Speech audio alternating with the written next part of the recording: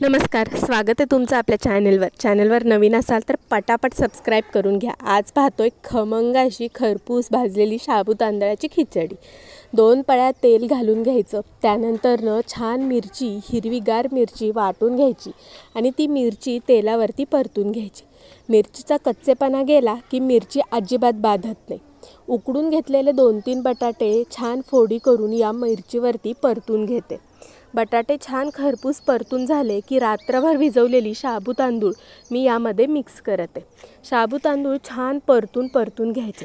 शाबू तांदूळ परतून होतात तोपर्यंत तुम्हाला जर शाबू तांदळाची खिचडी आवडत असेल तर पटापट जाऊन कमेंटमध्ये सांगा आणि व्हिडिओ शेवटपर्यंत पहा। आवडला तरच लाईक करा। आपल्याला अशीच मीडियम गॅसवरती शाबू तांदळाची खिचडी परतून घ्यायची। चवीपुरतं मीठ आणि साखर यामध्ये घालायची, ज्याने खिचडीची चव खरंच खूप वाढते। आणि मग पुन्हा परतून घ्यायचं, छान परतून घ्यायचं आणि एका पॉइंटला यावरती थोड्या वेळ झाकण ठेवून द्यायचं। 1-2 मिनटं वाफ काढून घ्यायची आणि मग पुन्हा छान परतून घ्यायचं। छान खिचडी परतून झाली की त्यातनं एक मस्त सुवास यायला चालू होतो। हा सुगंध श्रावणामध्ये घराघरातून येतच राहतो। आणि मग काय, चांगला खमंग भाजलेल्या शेंगदाण्याचा कूट यामध्ये आपल्याला मिक्स करायचा आणि मग थोडक्यात आपली शाबू तांदळाची खिचडी रेडी झाली।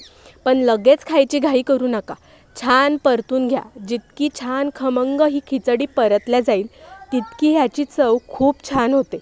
तुम्ही पाहू शकताय आता आपली खिचडी बनून रेडी आहे। तेव्हा छान अशी दह्यासोबत, केळ्यासोबत, रताळ्यासोबत किंवा अशीचही ही शाबू तांदळा खिचडी तुम्ही खाऊ शकता। मस्त शाबू तांदळाची खिचडी रेडी आहे, तुम्ही खाऊन घ्या। आणि हो, चॅनलवर नवीन असाल तर नक्की सबस्क्राईब करा। असे छान छान व्हिडिओज घेऊन मी रोजच तुमच्या भेटीला येणार आहे।